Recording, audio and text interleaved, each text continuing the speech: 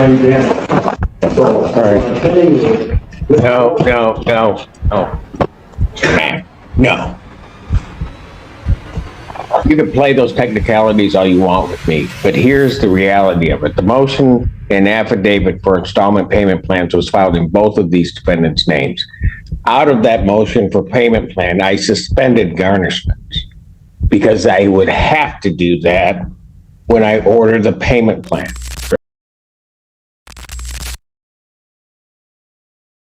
Croy Ekafong, Steady Croy Ekafong, and FC. Right.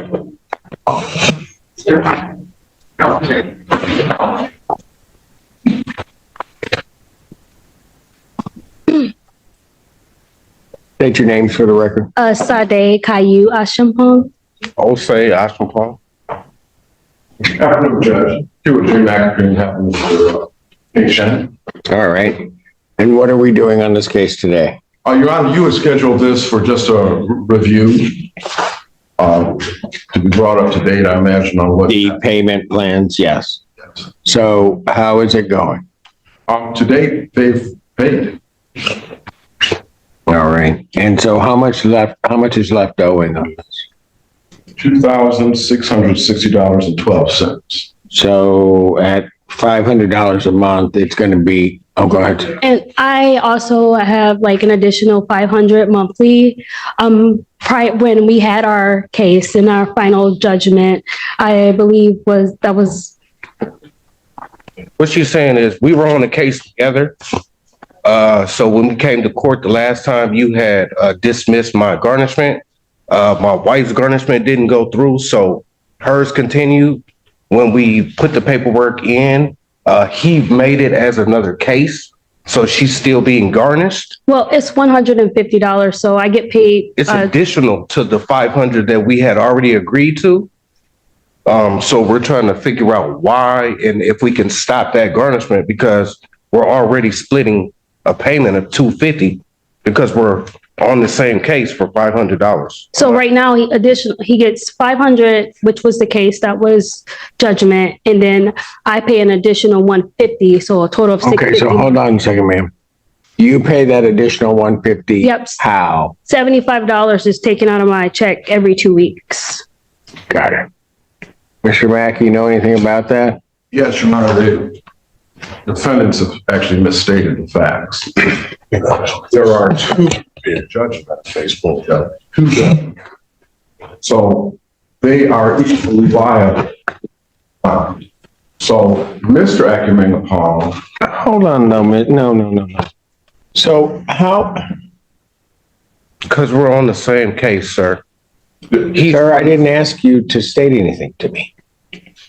So, Mr. Mack, these parties agreed they were going to pay $500 a month. No, they did not. Oh, I'm looking at it right now. I'm looking at it on September 1st of 2023. You were present in my court. Yes. Defendants to pay $500 per month. Defendants. Okay. And so what I'm saying is the judgment against Mr. Akumengapong was ordered by you at $500 a month. At the time, there was no garnishment against Mrs. Akumengapong. That's why we sued them both individually and severally. So hold on, when did the garnishment happen? The garnishment happened through the Ypsilanti schools. The garnishment was. No, when was that ordered? When did you request a garnishment? That was ordered assigned by the school. If you're finding this story captivating, make sure to hit that like button and subscribe to our channel for more gripping true crime content. Your support means a lot. Thank you. Where's Ann? Okay, first of all, Your Honor, with all due respect to the court ordered me to prepare an order of garnishment concerning this here argument, and the order clearly states, as of September 15, 2023, and no later than the 15th of the succeeding months, the defendant Akumengapong is to tender $500 per month of plaintiff. And then All right. No. No. You can play those technicalities all you want with me, but here's the reality of it. The motion and affidavit for installment payment plans was filed in both of these defendants' names. Out of that motion for payment plan, I suspended garnishments because I would have to do that when I order the payment plan. If the order is incorrect, then I'm vacating that order. I've got both right here. Both what? Separate names, separate garnishments. Both right here. Right here. Show them this. Their motion and affidavit for payment plans. At the top, both names. It is in fact, once I ordered it, illegal for you to garnish either one of their checks when I've suspended it. I'm going by what the court has ordered the garnishment. You asked me a question. Okay, if you're saying, give me that file back.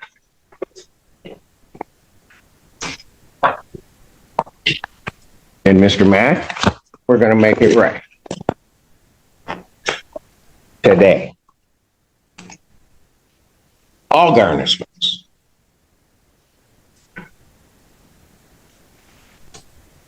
are hereby ordered suspended.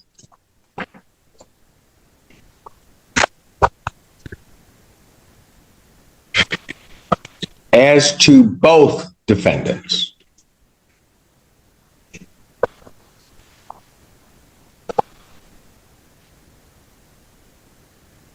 Defendants, plural, shall pay $500 per month as previously ordered. Your Honor, there's something else I'd like to bring to the court's attention. Your colleague, Judge Barr, issued an order stating that Mrs. Angamendapong would pay $150 a month. I don't know if that's Vacated. That's not what was ordered on this case. If you want to bring that up before Judge Barr and he wants to discuss it with me as to which order will hold, you can. But I will tell you in this case that these funds are coming from, it is $500 per month. As I've indicated, any garnishment that has been issued is hereby ordered by this court suspended. Counsel for the plaintiff will prepare that order and have it on my desk by Monday morning. Thank you. Thank you. Will the date of the 15th, Are we finished? will the date of the 15th that you had ordered and the Date of the 15th of what? The payments? There'd be a payment 15th of each month, as it's previously ordered, but only $500. as to both of them combined. So, and I want to get this clear. And there's no. I think I'm very clear. Okay. Well. These two will pay $500 per month, Mr. Mack. That's it. Okay. There'll be no other garnishments of any personal wages or anything along those lines. Those are all suspended. You will prepare an order to that effect, my desk, Monday morning. All I'm talking about is the mailing of it because of the issue. Okay. So, these folks, they pay $14 to have some kind of expedited mailing, and they keep doing that. But I'm saying, as an officer of the court, and in fairness to them, Well, what? You now want to be fair to them? well, Seriously? Judge, He set up an agreement where we could drop something off. Well- He told us that we could not drop it off at his office and that he designated a specific place yes. and someone else to give it to. So- So therefore and it was only once where I did certified mail for it on the 15th to be Yes. sent to him. Yes, and they can keep doing that. They can well keep doing that. It costs more money to do that. The reason that we said we could drop it off on the 15th is because we don't get it until the 15th. Yeah. So we wanted to drop the money orders off as soon as we get them. But he's not allowing us to do that. Well, it isn't that, it's just about dropping it off. But, you Well, know, he Judge, instructed us. No, here's what we're going to do. Your $500 per month, you need to have it in cash. Defendants to pay monthly payments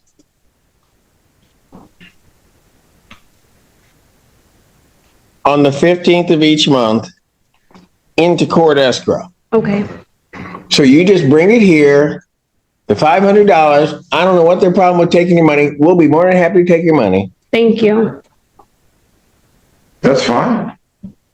All this is done for their convenience, that's fine. I'm done, Mr. Mack.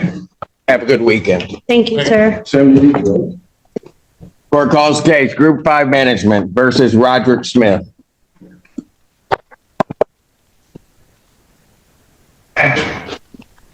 Hopefully you're in a better mood now. Yeah, I'm here.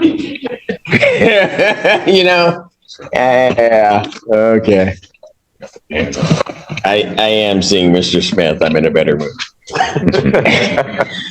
All right. I'm doing well. Where are we on this case? This courtroom clash wasn't just about money. It was about respect for the law and the people caught in its web. Judge Simpson didn't just resolve a dispute. He drew a hard line between fairness and manipulation. But what do you think? Should lawyers face penalties for enforcing orders that defy a judge's ruling? Let us know in the comments. Thank you for joining us in uncovering the chilling details of this case. If this story has left you disturbed or reflective, please share your thoughts and reflections. Remember to like, subscribe, and stay with us as we continue to explore the stories that reveal the darkest sides of human behavior. Together, we keep these lessons alive, ensuring the voices of victims are never forgotten. Thanks for watching. Please subscribe or follow.